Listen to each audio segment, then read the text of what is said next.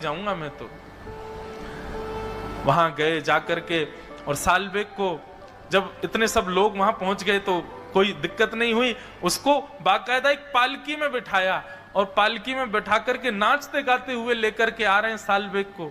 महाप्रभु जी ने आमंत्रण भेजा, श्री जगन्नाथ जी बुला रहे हैं सालबेग को। और जैसे ही सालबेग की पालकी पहुंची उस सुंदर पगडंडी पर जहां श्री जगन्नाथ जी का रथ चलता है, लाखों करोड़ों लोग केवल जगन्नाथ जी को देखते हैं उस दिन। लेकिन आज सबकी दृष्टि व्याकुल है देखने के लिए उस भक्त को, जिस भक्त के लिए रथ खड़ा है।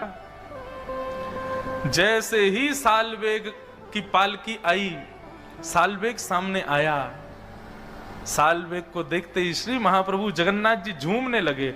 उनका अपने रथ के ऊपर ही ब्रह्म वेदी जिस पर ठाकुर जी विराजते हैं उसी पर ही मचलने लगे। पंडा पुजारियों से कहा, बोले जल्दी लाओ, मुझसे सहन नहीं हो रहा है, जल्दी लेके आओ इसको रथ पे चढ़ा दो ऊपर और मेरे सामने इसको दंडवत करवाओ, मेरे हृदय से लगा दो। आचार विचार वाले बोले, भगवान रथ के ऊपर तो कोई नहीं। बोले अरे सब छोड़ो आचार विचार, बुलाओ उसको ऊपर लेके आओ मेरे सामने। चारों तरफ लाखों लोगों को देखे, उस सुंदर श्री मंदिर का दर्शन करे। सालबेग अपनी मां से जो जो सुना, जो जो भाव, पहली बार देख रहा है जगन्नाथपुरी को। नंदी घोष रथ का दर्शन किया, प्रणाम करके जैसे ही ऊपर चढ़ने लगा, ज्यों ज्यों ऊपर चढ़े त्यों त्यों ठाकुर जी की छवि उसके सामने प्रकट हो रही है। और जैसे ही पूर्ण ब्रह्म श्री जगन्नाथ जी के पूर्ण विग्रह का दर्शन किया सालबेग ने,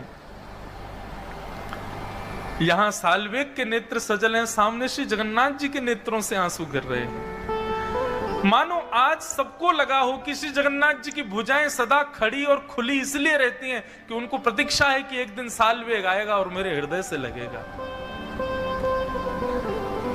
सालबेग ने जाकर के दौड़ करके महाप्रभु जी को अपने हृदय से लगा लिया। देख करके पूरा जगन्नाथपुरी उस दिन भावावेश में प्रवृत्त हो गया। ठाकुर जी को हृदय से लगा करके खूब रोया सालबेग, और हृदय से लगाने के बाद जैसे ही दंडवत किया, चरणों में ही रह गए श्री महाप्रभु जी के। ऐसे श्री जगन्नाथ महाप्रभु